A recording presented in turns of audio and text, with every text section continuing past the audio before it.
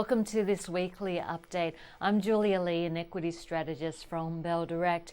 And what a week it's been. Very much the Trump trade has dominated, where the markets have been pricing in the possibility that Donald Trump could become US president. And the Trump trade has been to sell the Mexican peso, which is down 1.1% against the US currency for the week, sell equity markets with the MSCI index down by 1.1% and the Australian share market down 1.7%, and instead buy safe haven assets. We have the Japanese yen up by 1.7% against the US currency. We also have bond prices rising higher for the week, with bond yields, the US 10-year bond yield falling 2%, and gold prices in US dollar terms up by 2.2%.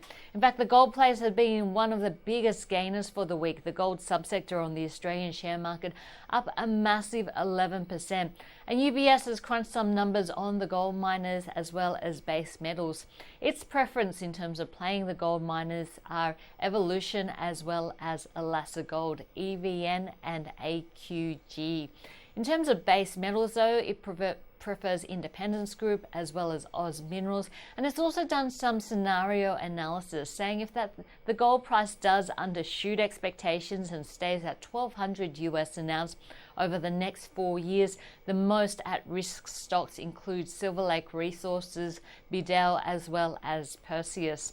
So that's gold, but moving a little bit broader into commodities, and Macquarie holding their London's Metals Exchange Base Metals Conference over in London. It's interesting, they did a survey of their clients at the conference and they found that the favorite long in terms of base metals is nickel and the favorite short is aluminium.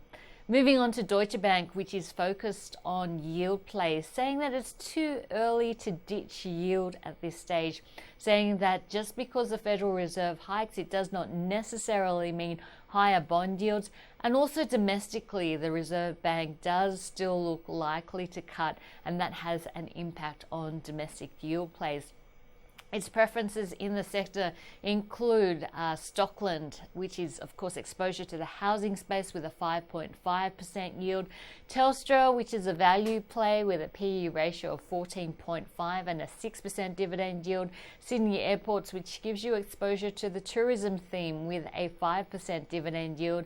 And APA in the utility sector, which provides organic growth and a yield of 5.5%. Moving on from yield to styles of investing, and UBS looking at the different styles and looking at what's outperformed in the month of October, and it has been value which has outperformed, in particular intrinsic value, price to book ratios as well as earning yields being the outperformers in that value category for the month of October, and the underperformers include quality as well as low beta. Morgan's concentrating on some of their higher conviction calls, and given some of the falls in the market, and if you are shopping around for stocks, Morgan's saying that their existing high conviction stocks include Sydney Airports, Aurora as well as Westpac. It has added ALQ to the list but removed Healthscope, PWH or PWR as well as Ardent Leisure. It's going to be a massive week in terms of markets. On the 4th of December, we have the Italian referendums. The 7th of November, we have Westpac's results. And the 8th of November, we have the Commonwealth Bank quarterly update, as well as the massive US elections, which is sure to cause some volatility on the Australian share market next Wednesday as those votes are counted and come in.